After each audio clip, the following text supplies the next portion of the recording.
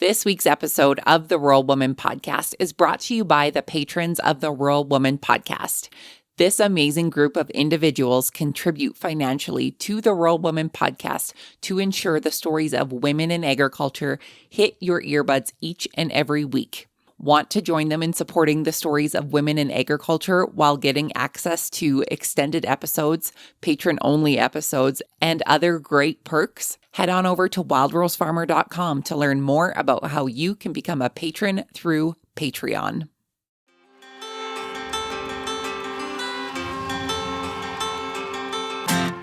Hi, I'm Caitlin Dubin, and this is the Rural Woman Podcast. I'm a first-generation farmer who married into agriculture. Born and raised in a city, I was so unfamiliar with where my food came from, but I was determined to figure it out. Through my journey into agriculture, I saw women who were strong but humble, often taking a back seat. To me, these women were leaders who deserved a seat at the table. I created the Rural Woman Podcast to share the voices of women in an industry whose stories often went untold. The rural entrepreneurs who live and breathe their work, full of grit and pride. We come here to share our stories, to be in community with each other, to be challenged and inspired, but most importantly, to be celebrated and to be heard. We may not all live, farm, ranch, or homestead the same, but we are all connected. We are rural women, and our stories are worthy of being told.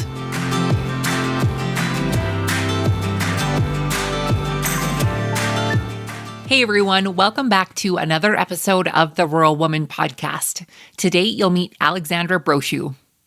Alexandra is a farmer from the Peace Country of Northern Alberta. Together with her husband, Alexandra has been farming for over 26 years, growing wheat and canola while raising their family on the land. She's also been one of the driving forces behind the Northern Rural Chicks, a group dedicated to supporting and empowering women in agriculture through events, workshops, and community connection. In our conversation today, Alexandra shares how her role on the farm has evolved over the years, the importance of succession planning, and the ways rural women can come together to support one another in both farming and life. Without further ado, my friends, let's get to this week's episode with Alexandra.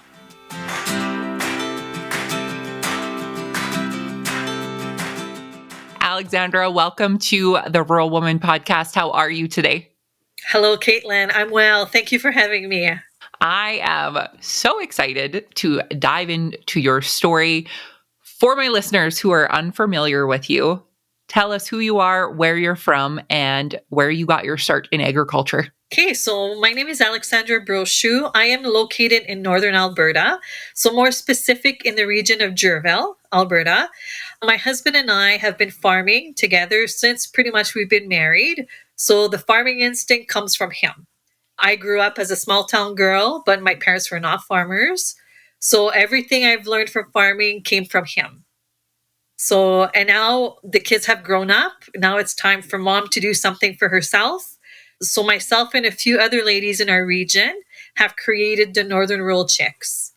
And this committee is for us women here that are living in the North to have a voice, and especially in the ag sector, because we're still often forgotten.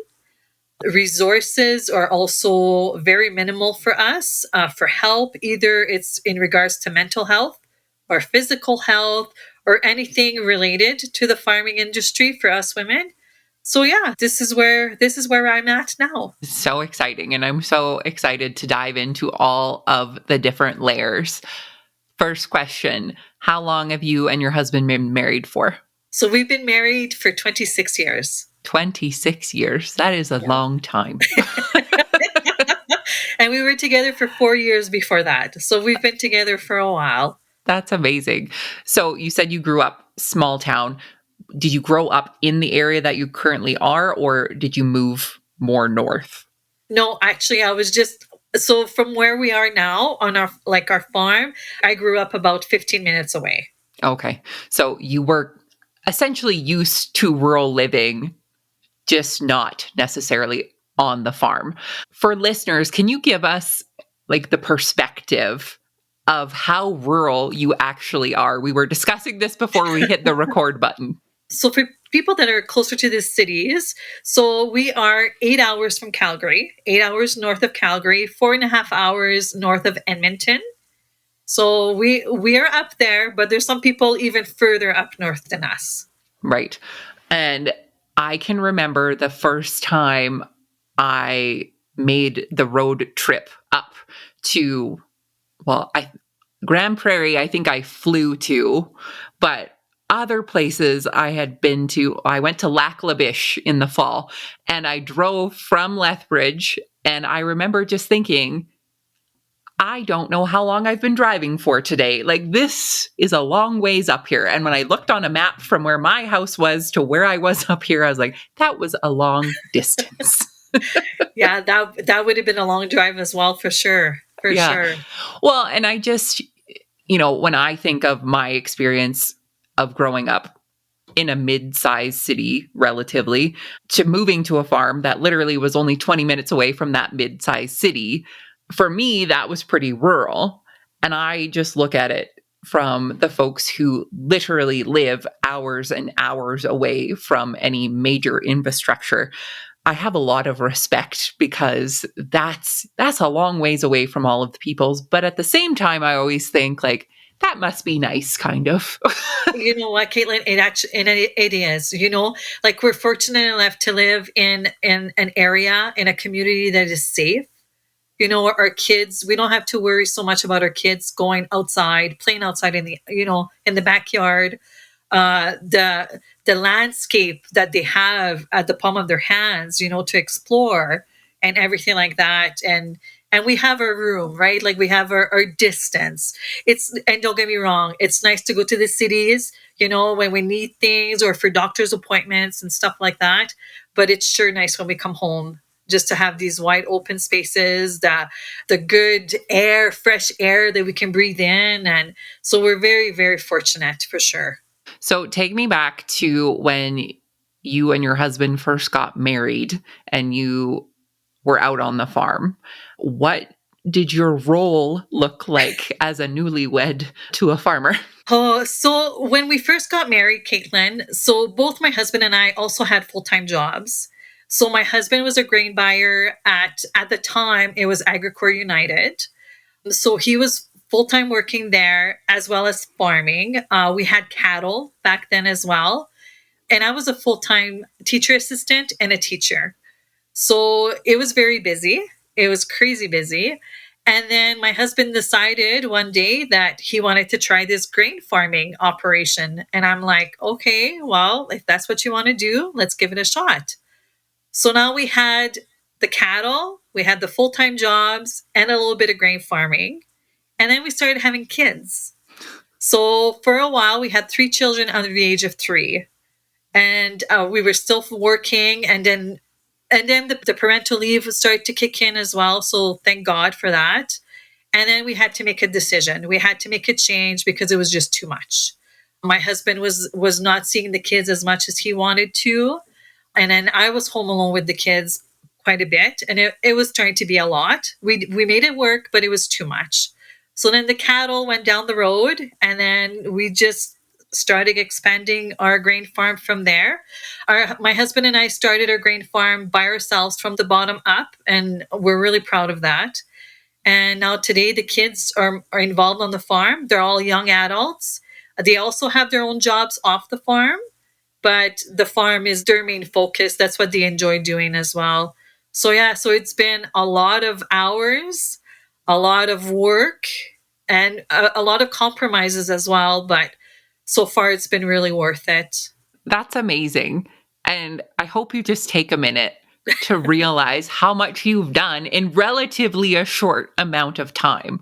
You've had 26 harvest seasons, right, of doing this. And that's absolutely incredible to be able to build that as a team and as a family. Talk to us about what you are growing on your farm. So we are grain farmers. So this spring season here, we're going to grow wheat and canola. And then that's pretty much what we're growing right now as on our farm and that's what fits now. And because of all the, the price of the inputs, the commodity prices and everything, like these last few years have been a little bit tough in that aspect to decide, what's good for our farm, what's good for our land. And so far it's been working for us. Very good. So I think I know this answer, but irrigation in that neck of the woods, is there irrigation? No, there isn't. I remember it well when the pivots stopped on my way up that way. It's for us in southern Alberta, irrigation is a thing. It's very common. We have the infrastructure. If you want to expand on that, we can. But talk to us about the growing conditions that you are faced with every year. So we're lucky in the sense where we have land around our farm that is, close by. And then we also have some land in the river valley. So, and it's not very far. It's only like a 10-minute drive. But even just having that on our farm for farming, the soil is different. The environment is a little bit different. The temperature is definitely different. So we've had to learn to accommodate all of this on the farm. And, the spring timing is very crucial. The seeding timing is very crucial, especially in the valley. When we get a rain, it's a bonus for sure. So yeah, there's been a lot of things that we've had to learn along the way, but we've been very lucky these last few years. The crops have been very good for us. No complaints for sure.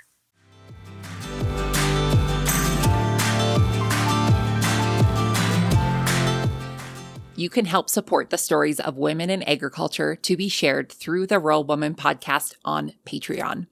What is Patreon? It's a membership-based platform that helps fund and support creators like me to create and produce content like this that you all love. New to the Rural Woman podcast Patreon is ad-free listening and patron-only bonus content and exclusive episodes. Learn more and join the patron gang today at patreon.com/The Rural Woman Podcast.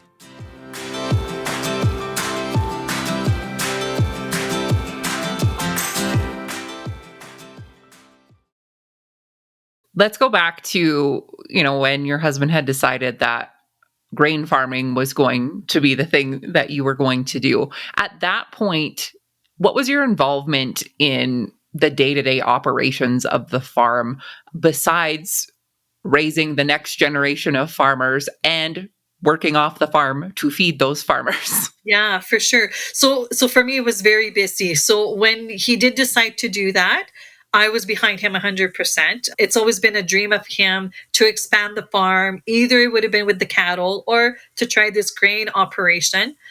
So when he said we're going for it, so then my role was a little bit limited at that time, just because I was still working off the farm. But once I got home, I was the meal provider, the person to give rides to the fields or to wherever he needed to go. And then I would say that I was probably a little bit of he tends to call me the financial advisor, but I don't like that term. I think it's a team effort. So probably more of a sounding board for him at that time, And my husband has been so supportive of me on the farm as well, and our daughter. Every big decision he's ever made on the farm, he has consulted me. Now we're consulting our children as well.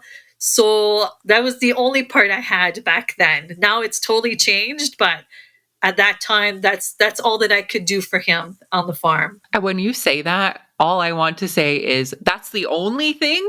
Like, that's a lot. That's a big part of it, right? And I get it. I am the same. I'm like, well, I only do this. And it's like, well, if you weren't there doing that, then it wouldn't have gotten done. And that time can't be given back to the folks who can do the other jobs, right? Right. I always just think that the people working behind the scenes are the most vital to really any operation. But when I think of agriculture, I think of, again, those stories that go often untold of what's happening behind the scenes to support the folks who are in the field at that time. Right. And when I say that that's all that I could do at that time is because over the years, my role on the farm has changed also quite a bit. So what do you get to do now on the farm? Oh, geez. So now I get to drive the machinery. So this has been a big, big change for me. So I drive the combine, I do the swathing, I still do the meals, but now the crew is a little bit bigger. And then the financial aspect also. So the farm ledgers, the bills, all that stuff. And then, yeah, just making sure everybody is okay on the farm. I'm curious, do you remember what the first like big piece of machinery you operated was? So the first one would have been the combine. Yeah. You Yeah, started with the combine. Like that's the big one. I did. It is the biggest, it is a big one, but I have to say it's easier to drive than a swather, hands down. 1000%. 1000%. And I feel like if I am ever in a room of the husbands of the listeners to the Rural Woman podcast, they might get mad at me because I've often said, if you can drive a minivan, you can drive a combine, because it's really, honestly, you might not be able to fix the combine if it breaks, but you can still drive it when it's working well. It seems big and it seems scary and it seems intimidating. It did for me. Well, it sure does, no doubt. Right. And it's, if you have that one piece of equipment to get your one paycheck off per year, you have to take a little bit extra caution with it. But I've heard this time and time again that typically women operators of equipment are gentler on the equipment, so it usually goes a bit smoother. I myself, if I hear any noise that I'm not supposed to, I immediately stop and I phone and I'm like, I don't know what that was. And they were like, can you explain it to me? When did it do it? I'm like, no, just come look at it. 'Cause Well, and it's true. I've heard that many times also, right? Like just because we're not 100% sure what that noise is or whatever else, and we don't want to be blamed for breaking anything, because right. then, oh boy. Never hear the end of it. And usually I'm the one who has to go and get the part anyway. Yeah, So yeah, I hear ya. We do that too. absolutely. Absolutely.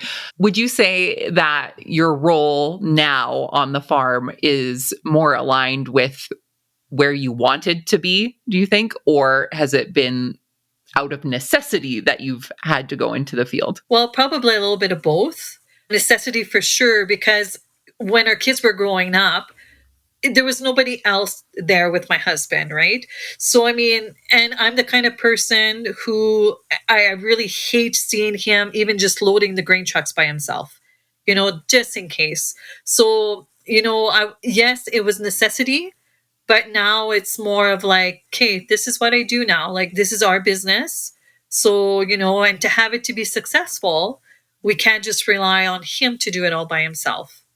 Yeah. So, yeah, so I would say it would be a little bit of both. Yeah, absolutely.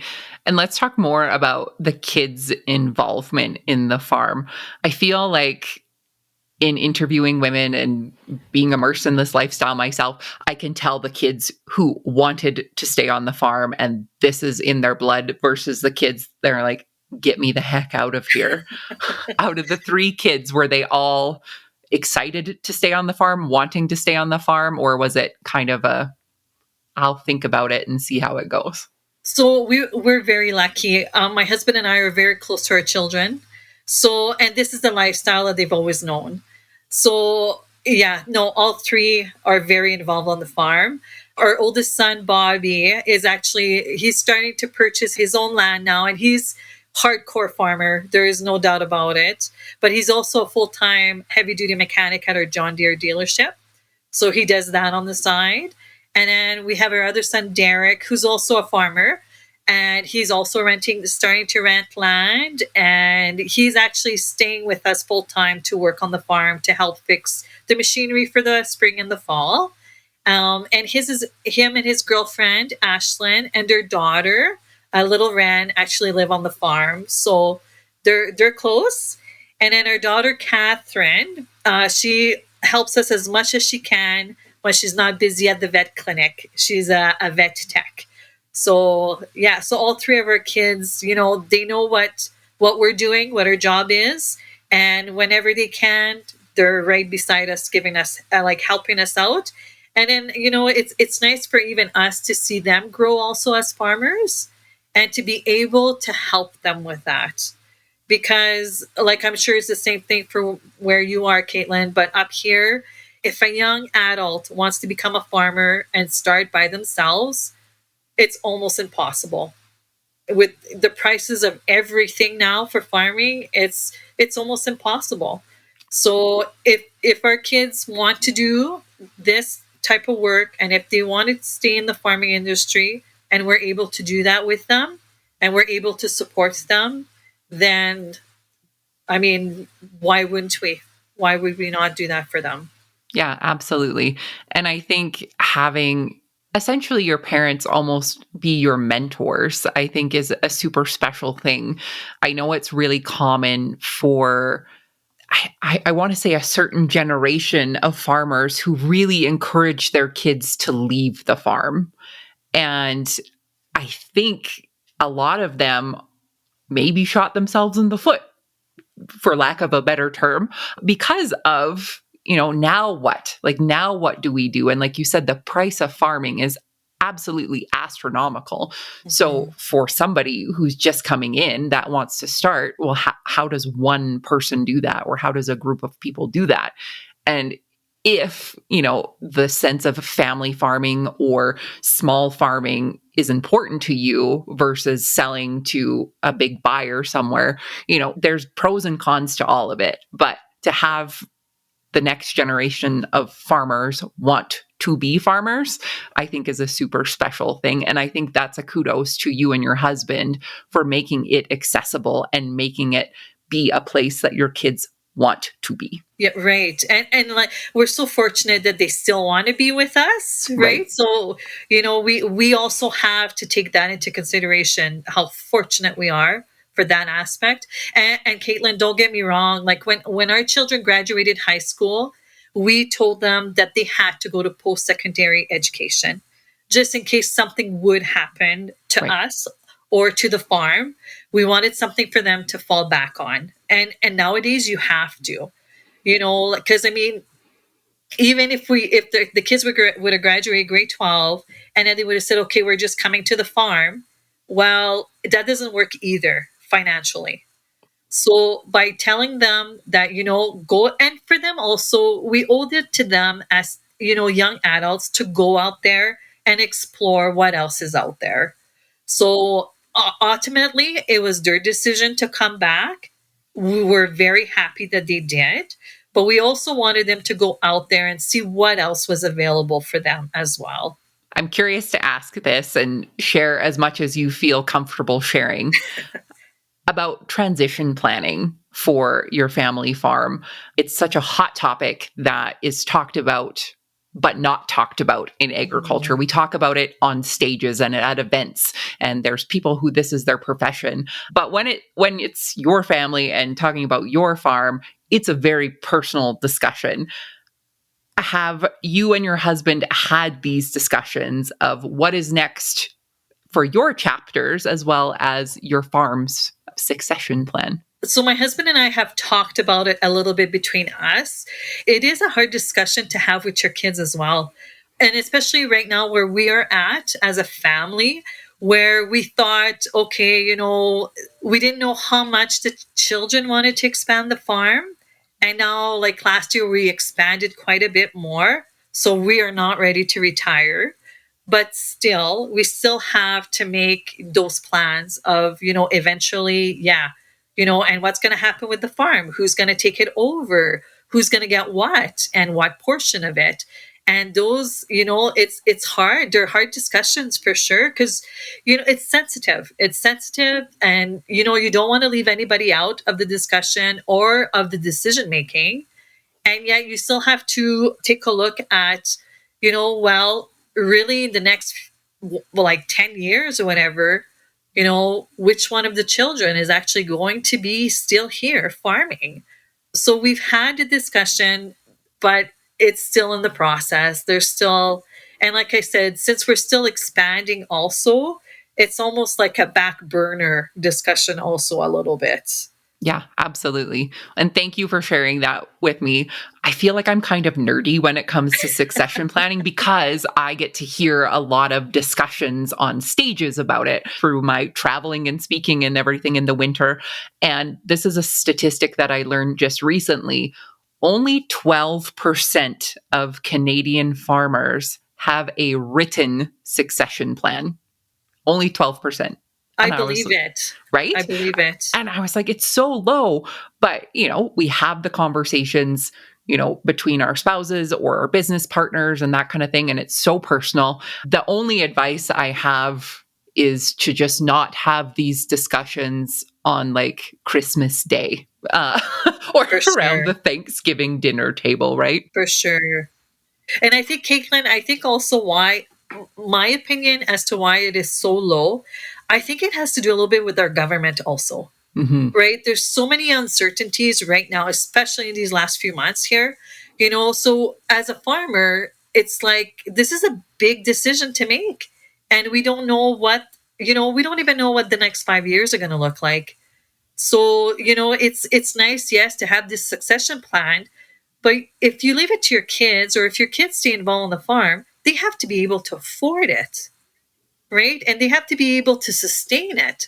So when we have like the economy where it's going right now, it's even harder to make that decision. Yep, absolutely. And farming in general, there are so many unknowns that we have absolutely no control over, from who's the next prime minister to what the weather's going to do next Tuesday, right? So, Yeah, there's a lot. We don't need to go to Vegas, Caitlin, to no, gamble. absolutely not. No, we just got to decide what we're seeding in and when. That's right.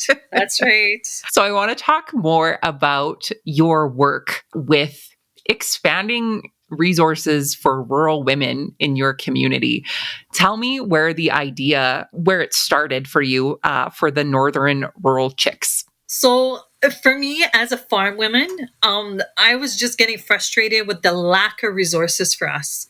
We're up in northern Alberta, but it doesn't mean we're not here and that we don't exist. So, the aspects of getting help, whether it's about, in regards to our mental health, our physical health, even something really as simple as gardening tips, like just things that we need every day or that we will need and that we can't find. So to me, I was just getting really frustrated with that. And the fact that if we did want to attend a women's conference, whether it's a farming, related to farming or anything else, and then we had to drive to the cities to get this. So I'm like, I told myself, I said, there has to be something that we can do. So 3 years ago, I rounded up some of my closest friends and I said, look, this is what I'm thinking of doing. Would you ladies want to join me? And it was hands down a yes, which was awesome because I was a little bit nervous about it because, everybody's busy with their own lives and doing their own thing. So when we started 3 years ago, it was right after COVID. And then we hosted our first Women's Day event. And it was amazing. It was simply amazing. The turnout that we had, the support that we had from the community, and more specifically, even from the farming community for sponsorship and donors. It was amazing. So then we took it out. We started 3 years ago and we haven't stopped yet. So it's been going really well. That's amazing. I have such a special place in my heart for the folks who raise their hand and say, there's something missing and nobody else is doing anything about it, so I have to do something. So I always feel akin to the folks who do that, right? Because, I always think like if I'm thinking this, then maybe there's somebody else thinking this too. And to have that group of women join you and say, yeah, let's do this. Talk to me about the community reaction to what you've been able to bring to your local community. Oh boy. So, we have the feedback that we received from the community, from the women, has been amazing. Like, and we've heard the thank yous And we've heard that, whatever events you ladies are putting on, we're coming and stuff. So for an example, at our first Women's Day event 3 years ago, we welcomed Dr. Jody Carrington as a guest speaker. And she was amazing, of course. And then, but after the presentation, I was talking with the lady that was there. And then Dr. Carrington came up to us just to say hi and stuff. And the lady in attendance told Mrs. Carrington, you're the reason why I'm still here today. She had a really rough last year, and she was having issues with her mental health. And, to have someone in attendance at your event and say, you ladies put this on, Dr. Carrington was there. Oh, it was just amazing. To me, that was the point where we are doing something right, you know. And I mean, to have guest speakers to come out, even in our region, is tough, is really hard, just because we're so far. And I totally understand. And then, so, to be able to provide that to our community, that was, I was so happy about it. I was very thrilled. And the ladies on my committee were as well. So, when you have things like that and you hear the feedback, then it's even more validation that we are doing something right. Right. And that it's needed. Absolutely. And those are the moments that will stick with you forever, right? I myself have been on stages in rooms with hundreds and hundreds of people, and I've also been in the community gym helping make the potato salad a few hours before I go and speak. And regardless of how many people are there or what, the impact is still there. And if anyone listening right now has ever questioned if they should go to a women's event, there's something special that happens in a room full of women. It does. And you know what? I think, people that we reach out to and that we ask them to come out and to do a presentation or to come speak to these women, honestly, if they could even understand the scope of what even just, being there in attendance has on all these people, and it's not like we're asking our guest speakers to come out and donate piles of money or to do things like so extravagant. We're just asking them to come out, come have a discussion with them. And it's amazing how it changes a life. Something so really simple. And right, so oh yeah, it's so worth it. So worth it. Right? We're preaching to the choir here of, the value of having in-person events. And obviously during COVID times and things, it wasn't possible. I think, being able to have online events or podcasts or whatever it is to share stories, I think at the end of the day, as long as there's that community connection that we can feel, and especially for people who are in rural spaces that don't have access to the quote everyday things that other people have. And you had mentioned things like help for mental health or even, physical health for women. One thing that, has not been talked about a lot is postpartum depression in rural spaces. And there's studies saying that, the occurrences of postpartum depression is whatever percentage higher than in urban areas. And to me, it's like, well, of course it is. You don't have the supports. You don't have the people around you. And it's absolutely, and I always think it's 2025, like where is everything at? Again, I'm privileged to say that as I live 20 minutes away from a major area.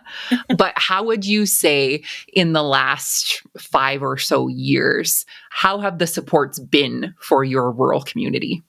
So I think by having a committee like ours who reach out to like the Do More Ag Foundation or to different organizations that are really trying to cater to people in rural communities.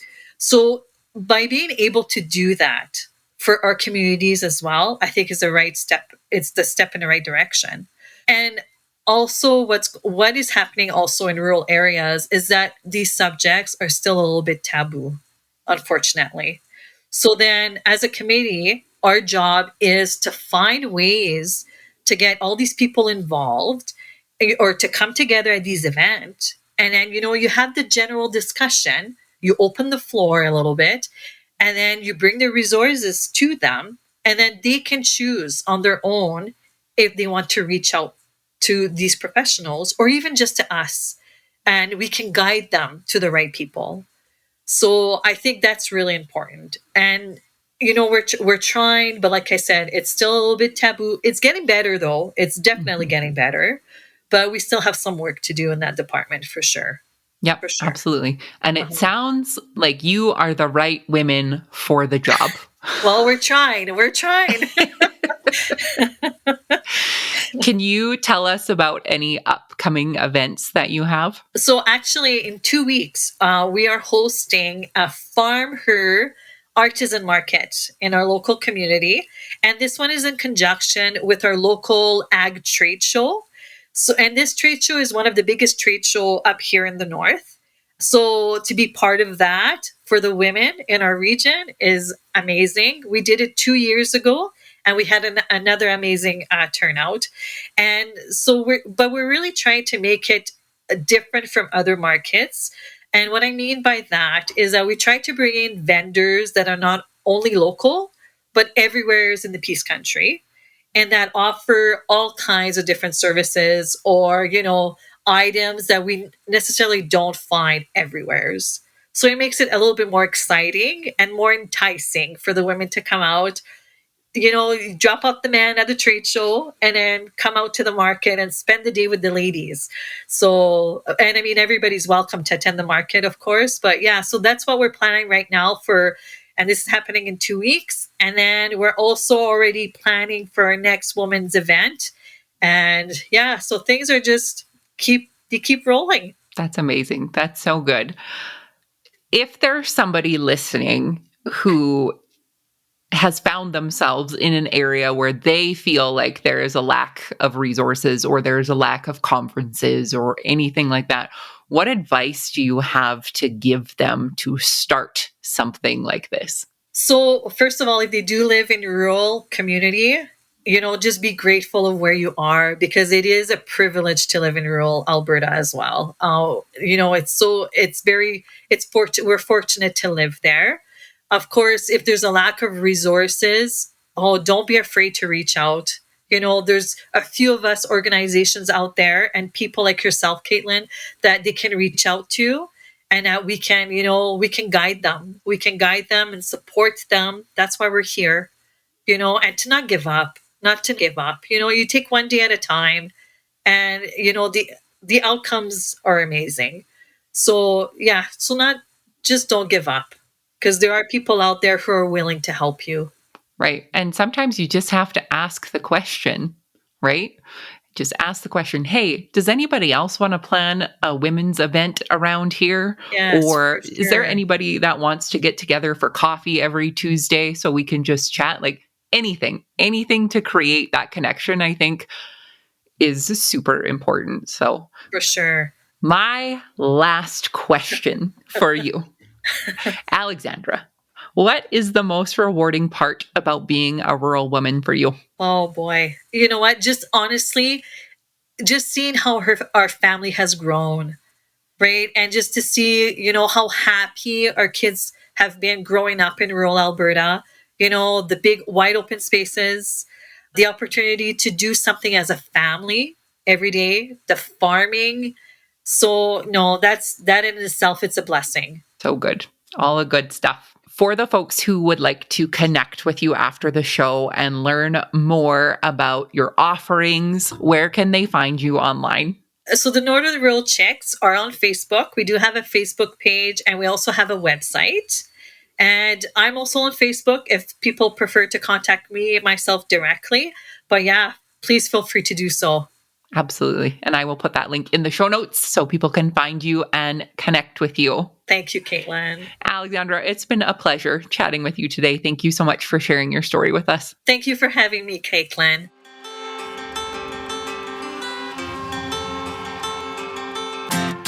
Thanks for listening to the Rural Woman Podcast. The Rural Woman Podcast is more than just a podcast. We are a community. A huge thank you to the Rural Woman Podcast team, audio editor Max Hofer, and a special thanks to our Patreon executive producers, Sarah Riedner from Happiness by the Acre. To learn how you can become a Patreon executive producer or other ways to financially support the show, head on over to wildrosefarmer.com to learn more. Be sure to hit the follow or subscribe button wherever you listen to the podcast to get the latest episodes directly on your playlist. And if you are loving the show, please be sure to leave a rating and review on Apple Podcasts or any other platform that accepts ratings and reviews. You can connect with us on social media at The Rural Woman Podcast and with me at Wild Rose Farmer. One of the best ways you can support the show is by sharing it. Send this episode to a friend or share on your social media. Let's strengthen and amplify the voices of women in agriculture together. Until next time, my friend, keep sharing your story.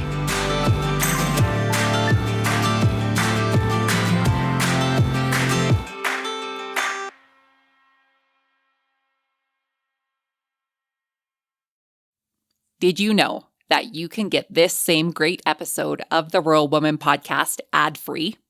I get it. Listening to ads during a podcast isn't always my favorite either. But in order to keep the lights and coffee pot on here at the Rural Woman Podcast Studios, they are necessary. I am so grateful to each and every one of my sponsors, but if you yourself would like to skip the ads while supporting the show, consider joining me over on Patreon. Patrons of the Rural Woman Podcast get ad-free episodes starting at Tier 5 on their podcast player of choice each week, plus some other great benefits. Find out more by heading to the link in today's show notes to learn how you can become a patron through Patreon.